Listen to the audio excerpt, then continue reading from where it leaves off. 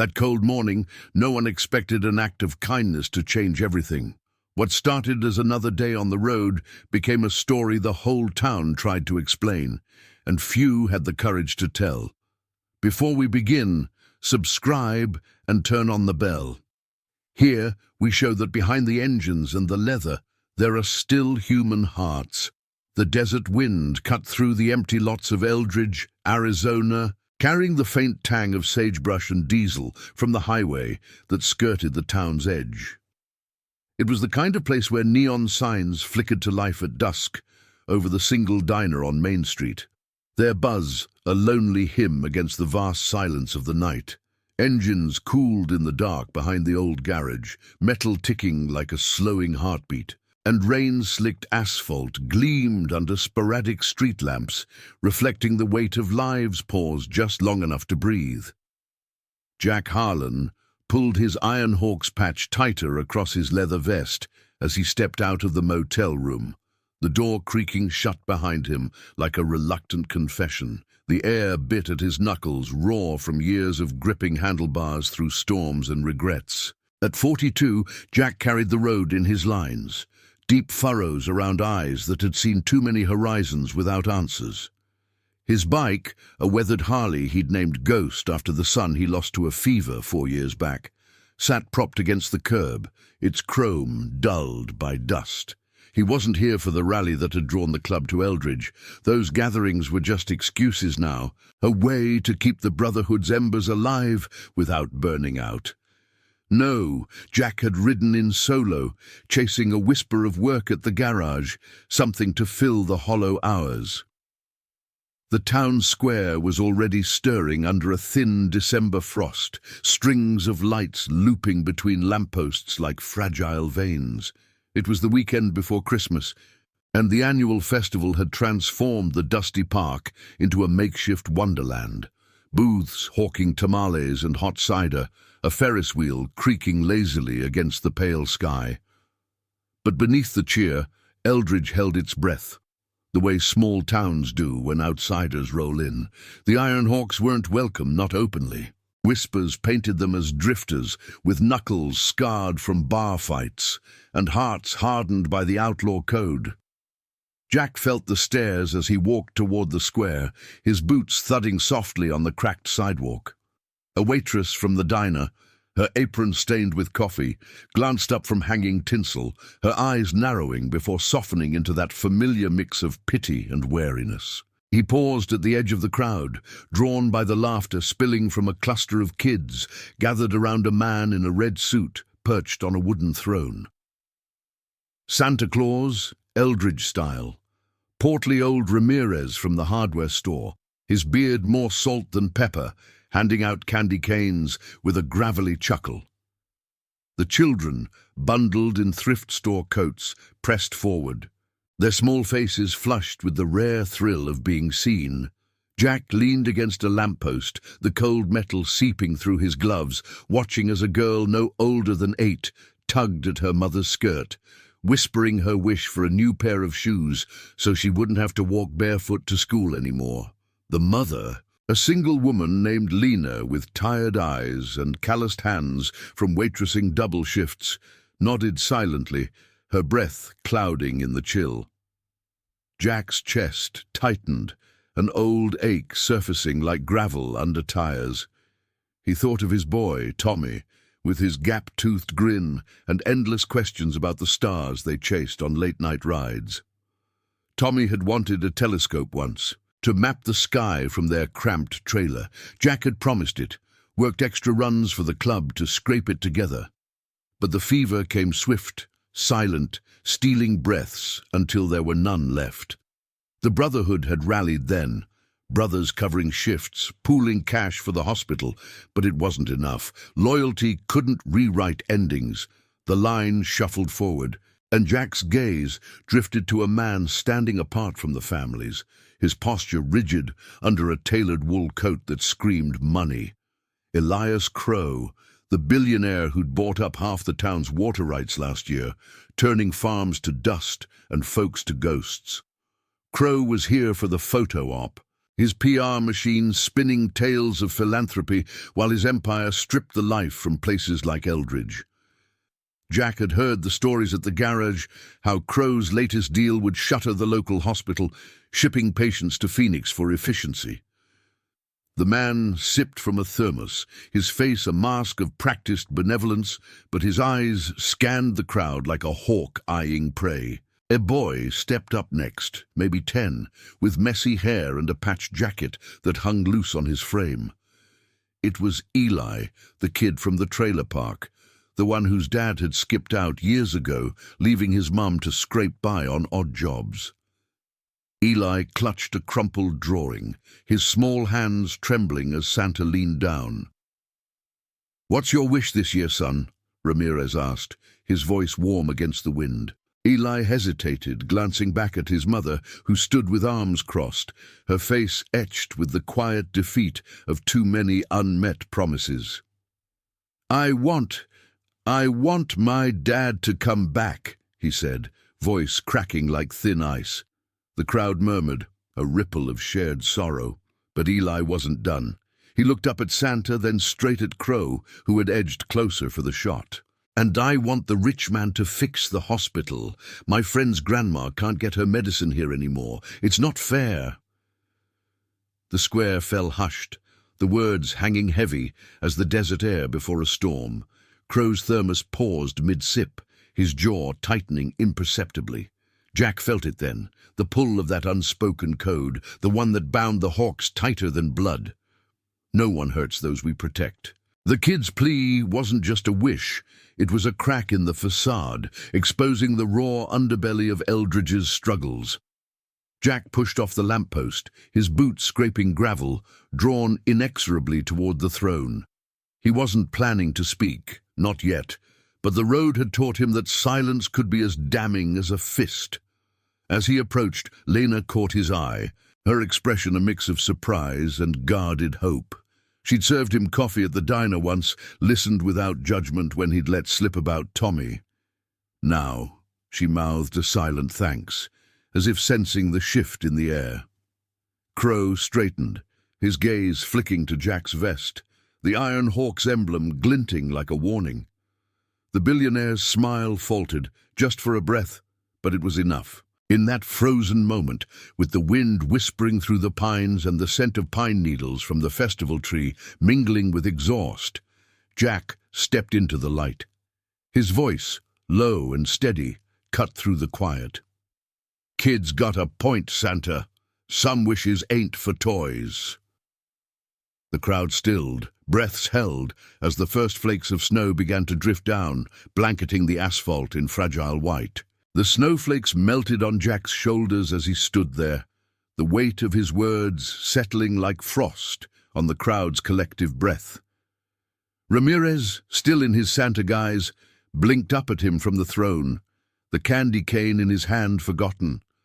The old man's eyes, crinkled at the corners from decades of mending fences and stocking shelves, held a flicker of recognition. Jack had bought bolts and wire from him last summer, fixing up Ghost's chain without a word of complaint. Now, that gaze softened, urging Jack on without a sound. Eli turned, his small face lifting toward the stranger in leather, confusion giving way to a tentative spark. The boy's mother, Sarah, shifted closer, her hand resting lightly on his shoulder, fingers curling into the frayed fabric of his jacket. She was a mechanic's widow, or close enough. Her husband lost to a rig collapse on the interstate, leaving her to tinker with engines in the dim light of their garage just to keep the lights on. Jack knew her type. The road was full of them, women who patched tires and hearts with equal grit, their smiles rare but genuine when earned.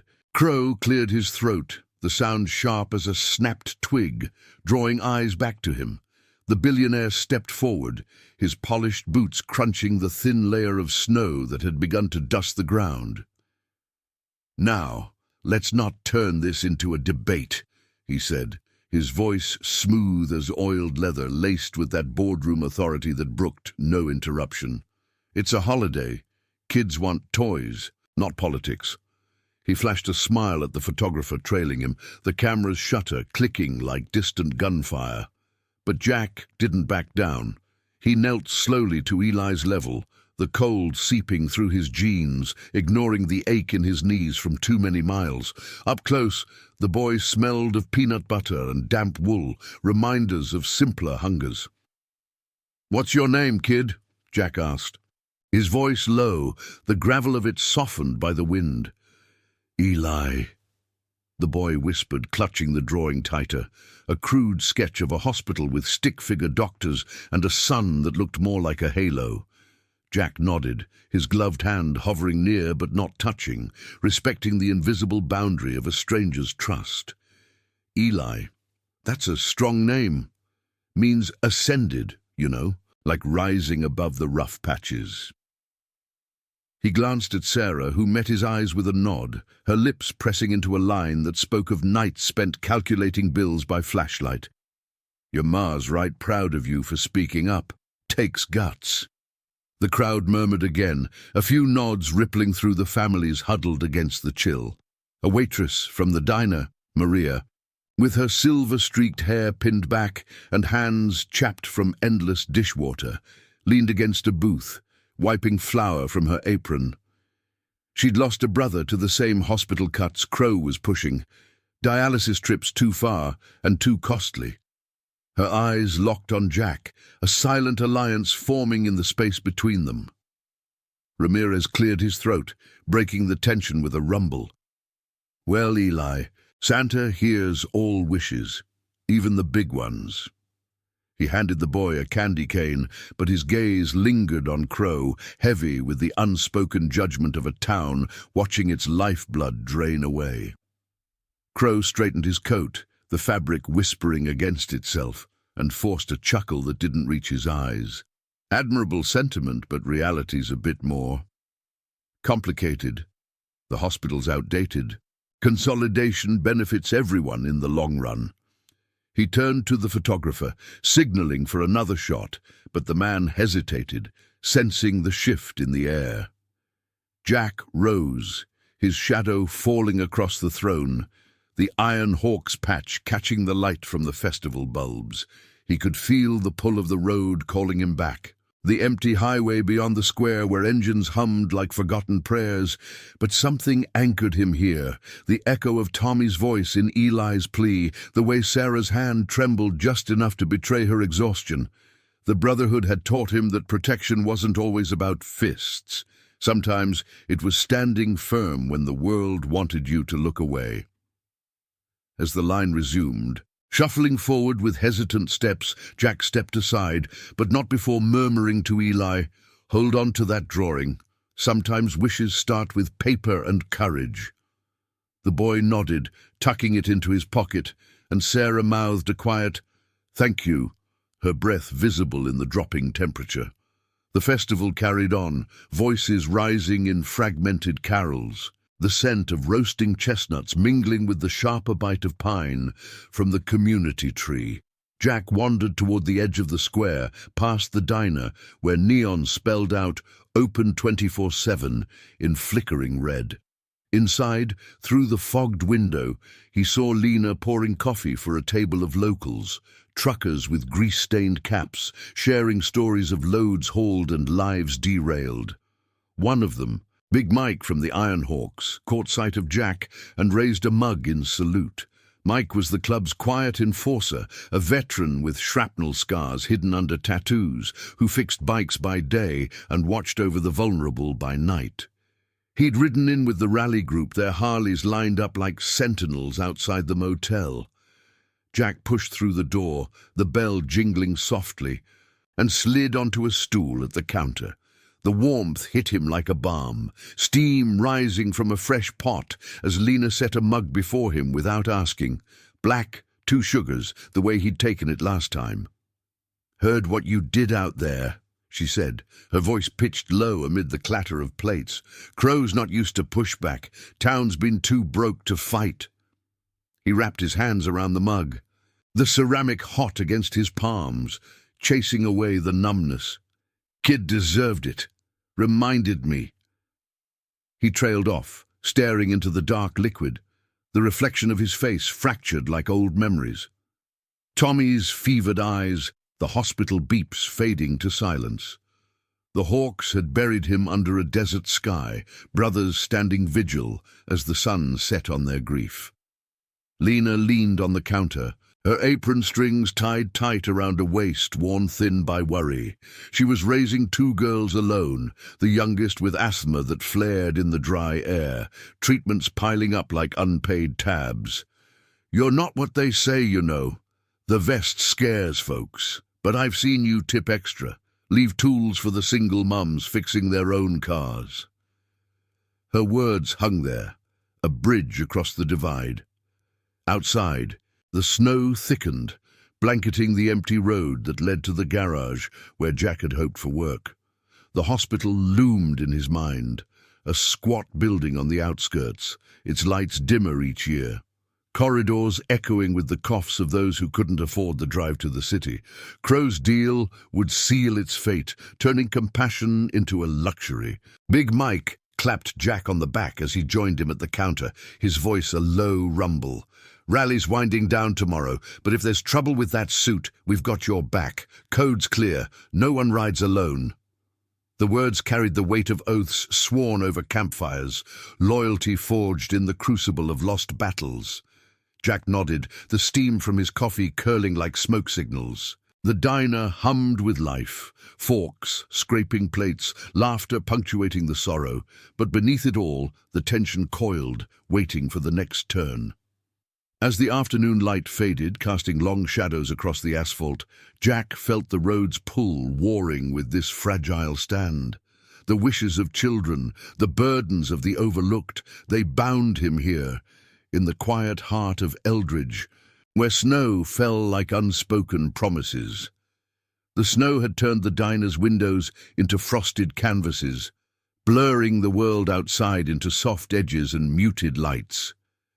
Jack stared into his coffee, the surface rippling slightly from the tremor in his hand, as Big Mike's presence filled the stool beside him like a steady anchor. Mike's leather creaked as he settled, ordering a slice of pie that Lena slid across the counter without a word. Apple, warm and spiced, the kind that carried the faint scent of cinnamon through the steam. The diner was a refuge in Eldridge. Its vinyl booths cracked from years of confessions whispered over greasy plates, the jukebox humming a forgotten country tune about lost highways and second chances. "You sticking around after the rally?" Mike asked, his voice low, gravel worn smooth by desert winds. He was the kind of brother who'd pulled Jack from the ditch after Tommy's funeral ride, when grief had blurred the lines on the blacktop. Mike's own scars ran deeper, a tour in the Gulf that left him with nightmares and a limp he hid under the roar of his bike. The Iron Hawks weren't outlaws in the Hollywood sense. They were the ones who towed stranded families off interstates at midnight, shared smokes with mechanics down on their luck, and stood watch over hospital beds when the night shift thinned. Jack took a slow sip, the bitterness grounding him. "Might. Garage needs hands in this place." He trailed off, glancing at Lena as she refilled a trucker's mug across the room. She moved with the quiet efficiency of someone who'd learned to carry invisible loads. Bills for her girls' school clothes, the inhaler refills that ate half her tips. Feels like unfinished road. The door jingled again, admitting a gust of cold that carried flurries across the threshold. Sarah entered, shaking snow from her coat, Eli trailing behind her with his hands buried in his pockets. The boy's eyes lit up when he spotted Jack, that tentative spark from the square still flickering. Sarah hesitated at the door, her gaze sweeping the room. Locals nursing coffees, a couple of hawks in the corner booth trading stories in murmurs. The air held that familiar undercurrent of judgment, bikers as shadows, leather vests marking them as trouble on two wheels. She'd heard the whispers, same as everyone, tales of barroom brawls and midnight runs that skirted the law. But today, in the square, Jack had been different. A man who'd knelt without demanding, spoken without shouting. She approached the counter, Eli tugging at her sleeve. "Ma, that's the guy from Santa," he said. A voice pitched just loud enough to turn a few heads. Sarah nodded to Lena first, a silent exchange of shared shifts and scraped-together evenings, then met Jack's eyes. "Mind if we join? Eli's got questions burning holes in him." Jack shifted on his stool, making space, the wood groaning under the movement. "Plenty of room." Mike tipped his head in greeting, his massive frame shrinking back to give them air, a gesture that spoke of the code: protect the small ones, the fragile threads. Eli climbed onto the stool beside Jack, his legs swinging short of the footrest, patched sneakers scuffing the air. Up close, the boy carried the faint must of wool dried too many times, mixed with the lingering sweetness of candy cane. "You know about Ascended?" he asked, pulling the crumpled drawing from his pocket and smoothing it on the counter. The hospital sketch looked even more poignant under the diner's fluorescent hum, lines bold with a child's unfiltered hope. Jack leaned in, tracing a finger along the edge without touching the paper. "Yeah, my boy. He liked stories like that. Thought the stars were ladders for climbing out of hard times." The words slipped out quieter than intended, a crack in the armor he'd welded tight since Tommy's grave. Sarah's hand stilled on her coffee cup, her breath catching in that small, intimate way. A pause, heavy with recognition. She knew loss. The rig collapse had taken more than her husband. It had stolen the easy laughter from Eli's eyes, turned bedtime stories into excuses for why Daddy wasn't coming home. Lena set down a plate of fries for Eli, golden and steaming, a small mercy on the house. "On me," she said, her smile faint but real, the chapped lines around her mouth softening. Outside, the snow muffled the highway's distant growl, engines cooling in the lot like beasts at rest. The town judged the Hawks harshly, saw them as drifters poisoning the well, but in moments like this, the truth peeled back. They were the ones who fixed fences after storms, delivered groceries to shut-ins without fanfare. Mike once spent a night jump-starting a single mom's van in a blizzard. No questions, just the hum of cables connecting. Sarah stirred her coffee, the spoon clinking softly. "What you said out there, it meant something. Crow's been untouchable, buys up land, cuts corners, and folks just nod along 'cause what else can they do?" Her voice held the strain of restrained anger, breath shallow as if weighing each word. Eli munched a fry, watching Jack with wide eyes, the innocence of his wish now tangled in adult shadows. Jack felt the moral pull tightening, like a chain link straining under load. The hospital wasn't just bricks and beeps, it was where Tommy had drawn his last breath, where brothers had waited in the hall, vests traded for flannel to blend in. Crow's consolidation would scatter that mercy, force families like Sarah's to choose between gas money and checkups. "Ain't about touching him," Jack murmured, eyes on the window where snow veiled the square. "It's about the kid, and the ones like him. We ride for that." Mike nodded, his fork pausing mid-bite, the pie's crust flaking like old paint.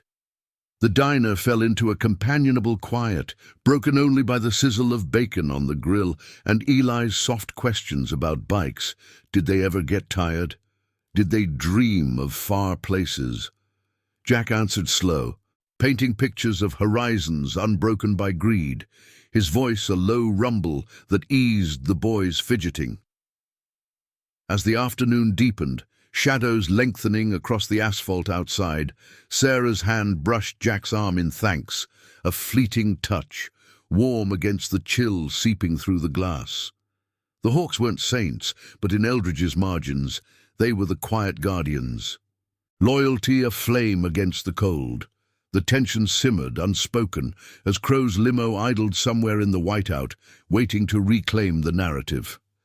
But here, in the diner's glow, a fragile alliance formed, breaths sinking in the hush before the storm. Comment where you're watching from. I want to know how far these stories of courage and loyalty can travel. The diner's fluorescent lights hummed like a distant engine, casting a warm haze over the counter where Jack sat, his fingers tracing the rim of his mug in slow, deliberate circles. The snow outside had thickened into a veil, muting the festival's distant carols to faint echoes, while inside the air carried the mingled scents of frying onions and fresh brewed coffee, a fragile barrier against the encroaching cold. Eli had finished his fries, his small frame leaning against Sarah's side, eyelids heavy from the day's unaccustomed excitement. She stroked his hair absently, her touch light, as if afraid to wake the vulnerability she'd shielded for so long. Big Mike pushed back from the counter, his stool scraping softly against the linoleum, and nodded toward the window. Storm's picking up. Rally bikes will be iced over by morning. His words were practical, but his eyes held the weight of unspoken plans, the kind forged in late-night huddles around campfires, where the Hawks mapped routes not just for miles, but for the invisible lines of protection. He'd seen Jack's face earlier, that flicker of old grief surfacing like a shadow on the road, and knew better than to press. Instead, he clapped a hand on Jack's shoulder, firm but brief, before heading to the corner booth where the other brothers nursed their drinks, their laughter subdued. Voices low as they discussed tire chains and detours. Sarah watched him go, her gaze lingering on the patch of the Iron Hawks, the iron bird in flight, etched in faded thread. "They're not what the stories say," she murmured, more to herself than Jack, her breath stirring the steam from her cup. The town had branded them long ago, rough edges and rumbling pipes synonymous with chaos, but she'd glimpsed the layers. Mike slipping a 20 under her plate last month when her van broke down again. No strings, just a nod and gone. Still, doubt lingered in her posture, shoulders tense under the wool of her coat, as if trusting outsiders meant inviting more loss. Jack met her eyes, seeing the echo of his own guarded hope. "Stories get twisted on the wind. We ride straight, mostly." He paused, the words catching like gravel in his throat, and glanced at Eli, now dozing against her arm. His drawing clutched like a talisman. The boy's wish replayed in Jack's mind, simple, piercing, aimed at the heart of Crow's empire. The billionaire's words in the square had been polished deflection, but Jack knew the type. Men who built fortunes on the backs of places like Eldridge, leaving dust and despair in their wake. Tommy's hospital bills had piled like that, statements arriving months after the funeral, a cruel reminder that mercy had a price tag. Lena approached with the coffee pot, her steps measured, the pot's handle worn smooth from countless refills. She poured without asking, the dark liquid filling the mugs with a soft glug, and lingered a moment, her chapped hands resting on the counter. "Crow's holding a town hall tomorrow, before he jets out. Supposed to announce the hospital deal. Partnership, he calls it. Folks are coming but scared to speak." Her voice dropped, laced with the quiet fury of someone who'd buried a sibling under similar cuts, treatments denied until it was too late. The diner's patrons shifted uneasily at the mention, forks pausing mid-air, conversations dipping into murmurs. Outside, the wind howled, rattling the window panes, sending a fresh flurry dancing across the glass. Sarah's hand tightened on Eli's shoulder, her nails digging faint crescents into her palm. "I can't miss work, but Eli. He needs to see someone fights for it." Her eyes searched Jack's, a silent plea hanging in the space between them, breath shallow and uneven. The moral weight pressed down, heavy as the snow accumulating on the sills. The choice to stand, to risk the fragile stability she'd clawed together, or retreat into silence. Jack felt it mirror his own crossroads 4 years back, when the Hawks had urged him to ride out the grief. But he'd lingered in hospital waiting rooms, bargaining with fates that didn't listen. He set his mug down, the ceramic clinking softly, and leaned forward, elbows on the counter, the leather of his vest creaking like old confessions. "I'll be there, with the brothers, if it comes to that."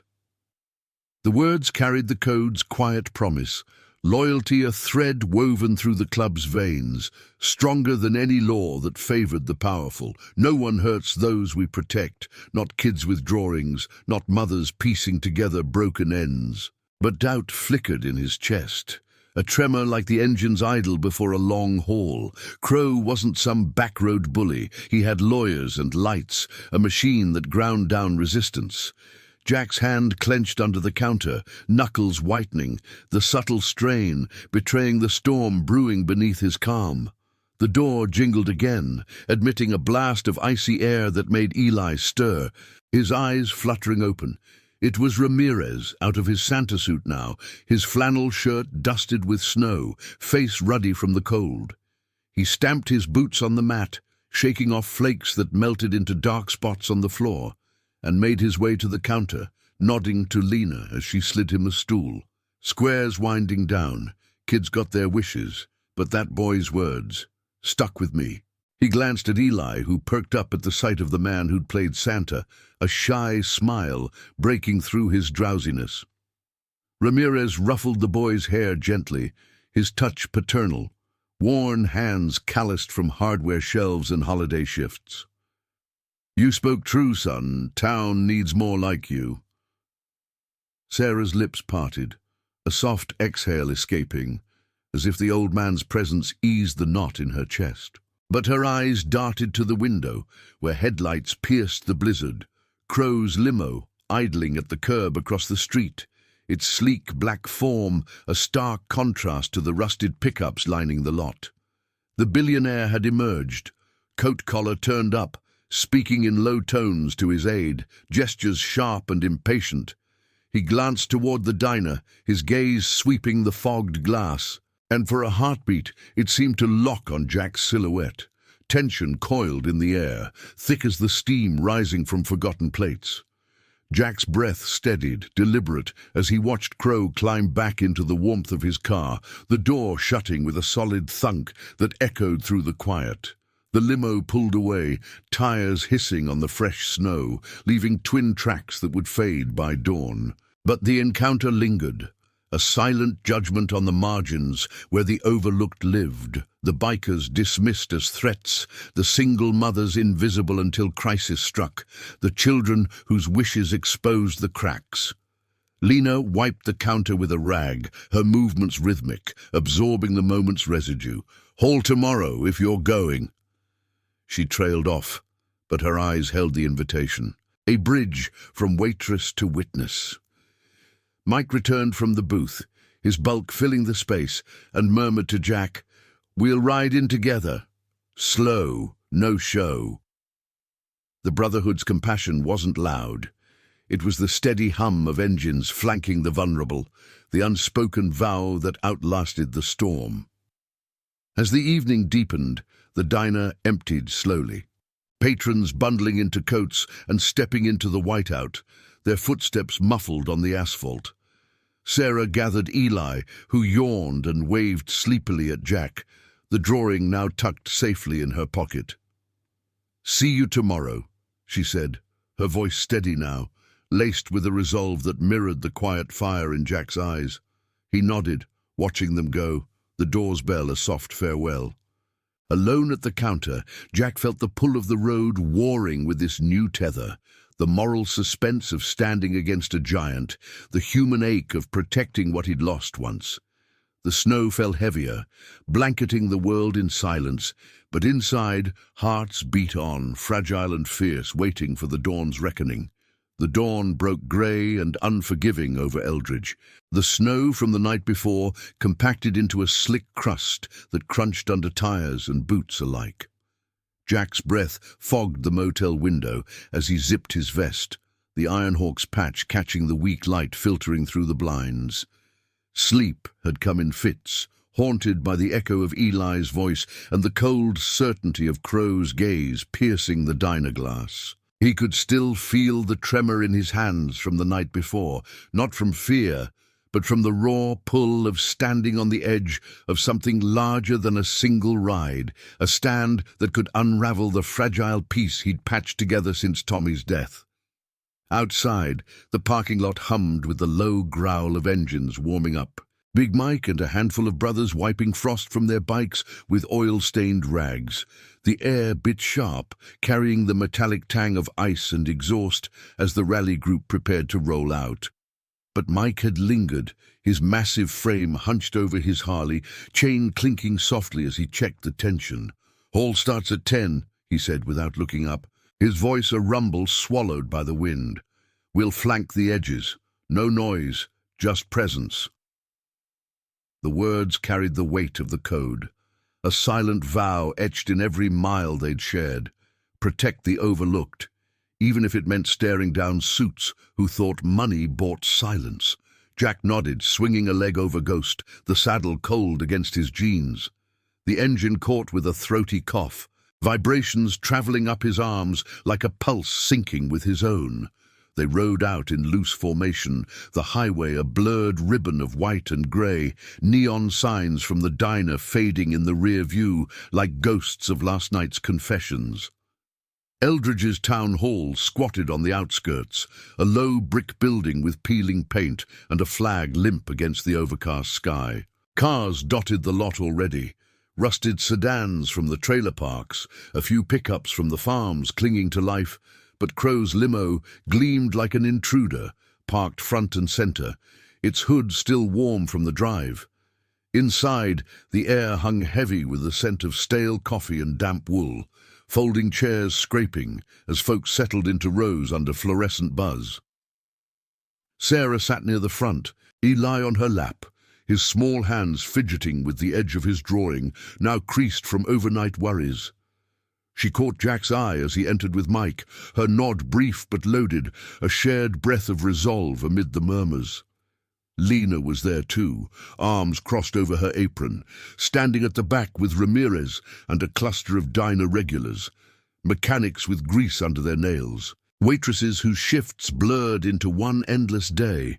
The room held that undercurrent of judgment, eyes flicking to the Hawks' vests, whispers rippling like wind through dry grass, troublemakers, outsiders stirring what should stay buried. Crow took the stage with practiced ease, microphone in hand, his wool coat shed for a crisp shirt that screamed boardrooms far from here. Flanked by aides in identical suits, he launched into his pitch, words polished to a sheen about progress and partnerships, how the hospital's closure would funnel resources to a state-of-the-art facility in Phoenix. "Efficiency for all," he said, his voice smooth, eyes scanning the crowd with that benevolent mask. But Jack saw the flicker, the way his gaze skipped over Eli, lingered on the empty seats where farmers once sat before their land dried up. The billionaire's empire had roots here, tangled in water rights and deals that left families parched. And now this, mercy rationed like gasoline in a drought. A hand shot up from the third row, trembling slightly, an old rancher named Harlan, no relation but the name twisted like fate in Jack's gut. "Or what about the folks who can't drive 2 hours for a checkup? My wife's on oxygen. That road's a death sentence in winter." Murmurs swelled, chairs shifting, but Crow deflected with a smile, charts projected on a screen behind him, numbers that blurred human cost into lines on a graph. Sarah's breath hitched beside Eli, her fingers tightening on his shoulder, the boy's face paling as the weight of his wish pressed down. Jack felt it coil in his chest, a controlled rage simmering beneath the calm, hands clenching at his sides where no one could see. The Hawks stood sentinel at the walls, Mike's presence a quiet wall of leather and resolve, but the room's tension thickened, breaths shallow, the air electric with unspoken fury. Then Ramirez rose, slow and deliberate, his hardware-calloused hands gripping the chair back. "That boy yesterday, Eli, he asked for the hospital to stay. Ain't just a wish, it's life for folks like my neighbor, chemo trips she can't afford." The words landed heavy, the crowd stirring, a few nods breaking through the fear. Crow's smile faltered, his aide whispering urgently, but the billionaire leaned into the mic, voice sharpening. "Sentiments are fine, but business demands reality. Donations will help transitions. I've pledged a fund myself." It was deflection, pure and cold, but it ignited something in Sarah. She stood, Eli sliding to the floor, her voice cracking the hush like thin ice. "Pledged? Your fund won't cover my boys' inhaler runs or the nights we wait because the ER's understaffed. This town's dying under your efficiency." The room erupted in fragmented applause, chairs scraping as others rose, Lena calling out about her brother's lost treatments, a mechanic decrying the garage jobs vanishing with the farms.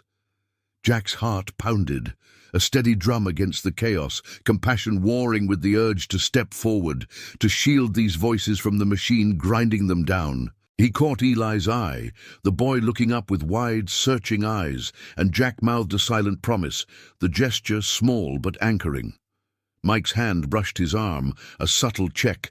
"Hold steady, brother," the code demanding balance, rage leashed to protect rather than destroy.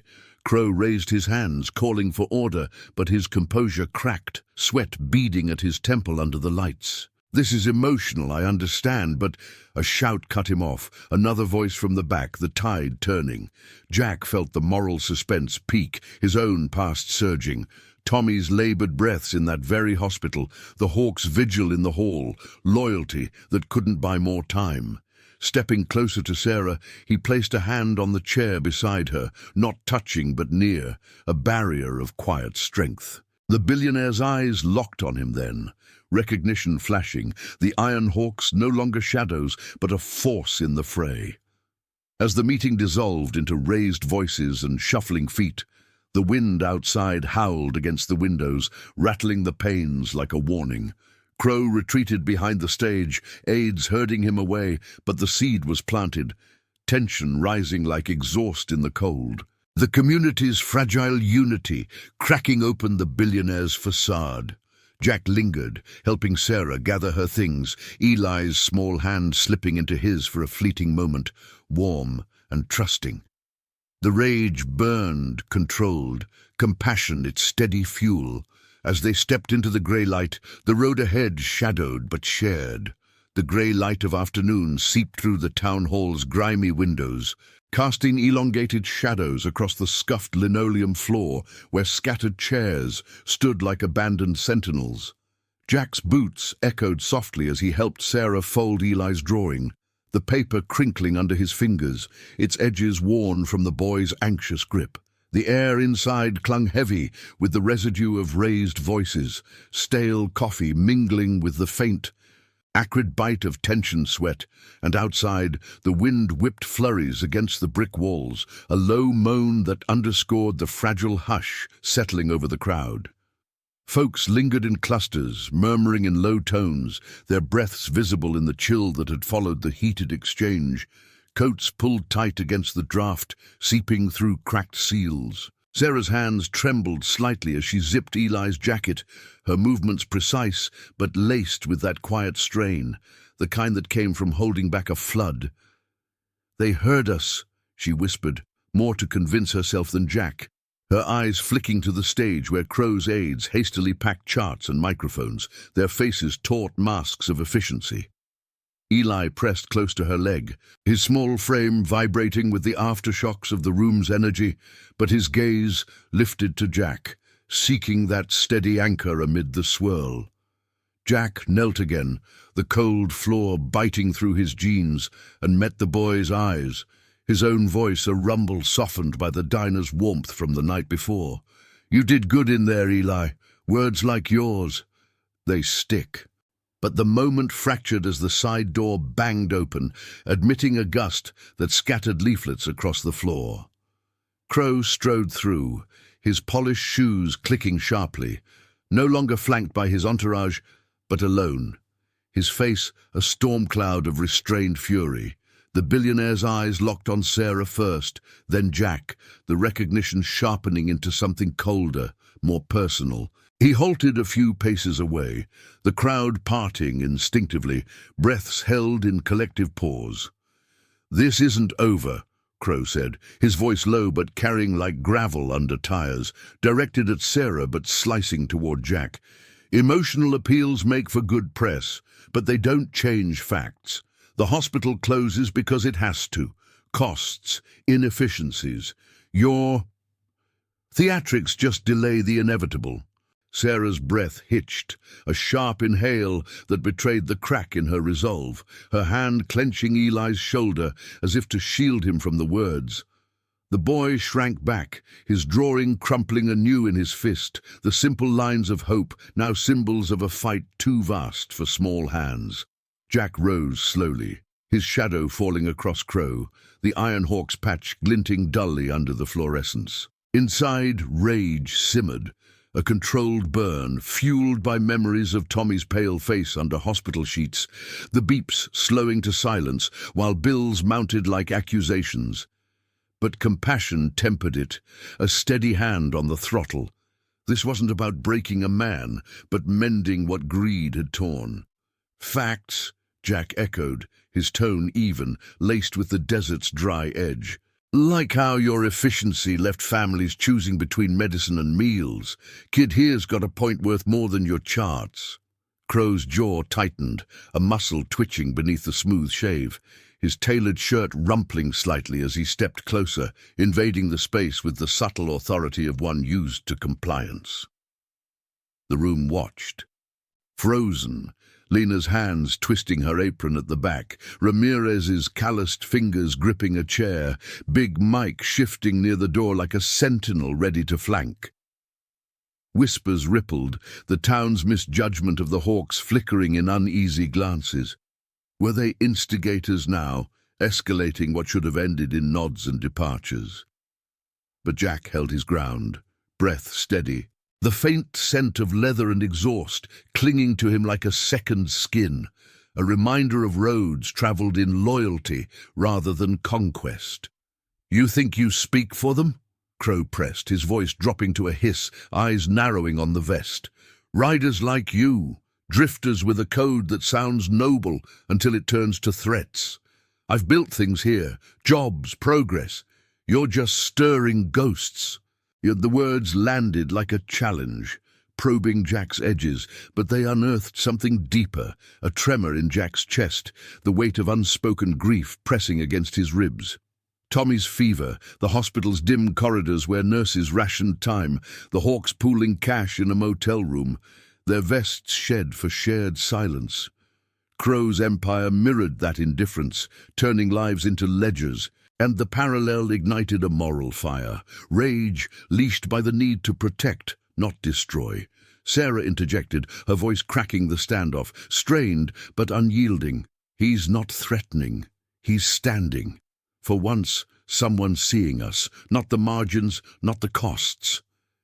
Eli nodded faintly, his small hand reaching for Jack's, a fleeting warmth that grounded the biker amid the storm. Crow faltered, his gaze dropping to the boy, the billionaire's composure fracturing for a breath, something human flickering in the calculation, perhaps a memory of his own losses buried under boardroom steel. But he recovered, straightening. This town will thank me when the dust settles. Stay out of it, Harlan. The name hung there, pulled from some file or whisper, a personal jab that made Jack's hands flex at his sides, knuckles paling under gloves. Mike moved then, subtle as a shadow, positioning himself between the group and the door, his presence a quiet wall of brotherhood. The code pulsed unspoken. No one hurts those we protect, not with words or worse. The crowd stirred, a few voices murmuring support.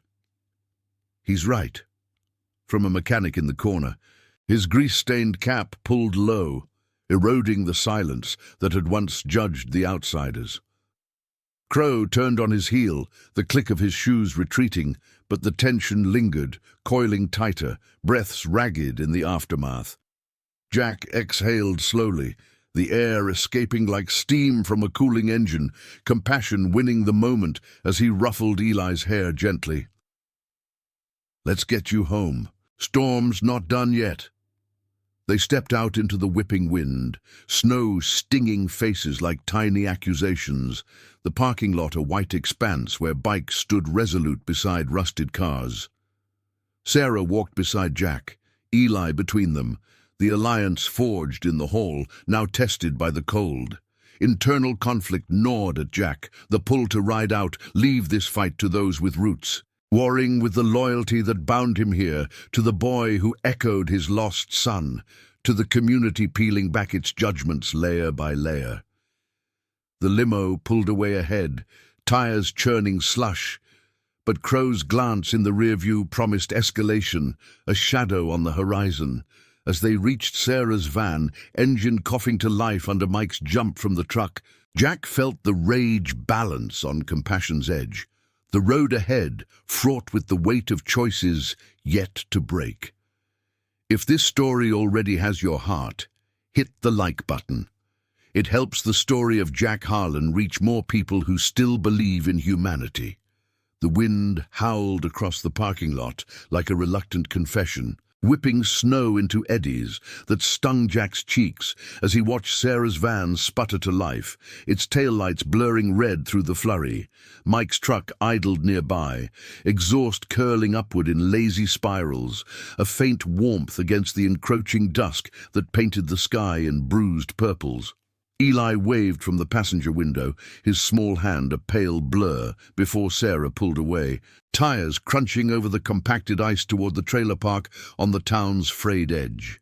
Jack stood there a moment longer, the cold seeping through his gloves, grounding the tremor in his chest, the echo of Crow's parting words laced with that calculated disdain, still hanging like frost on his breath. Big Mike killed the engine with a low rumble, stepping out to clap snow from his boots, his shadow merging with Jack's under the sodium lamp's hazy glow. "He'll push back," Mike said, voice low and even, the kind that carried the weight of battles won without fists. No judgment in his tone, just the steady pulse of brotherhood, forged in garages lit by bare bulbs and roads that tested more than metal. The Hawks had scattered after the haul, brothers riding off to motels or the diner for coffee that stretched into strategy, but Mike lingered, his presence a silent flank, loyalty the thread that bound them tighter than any chain.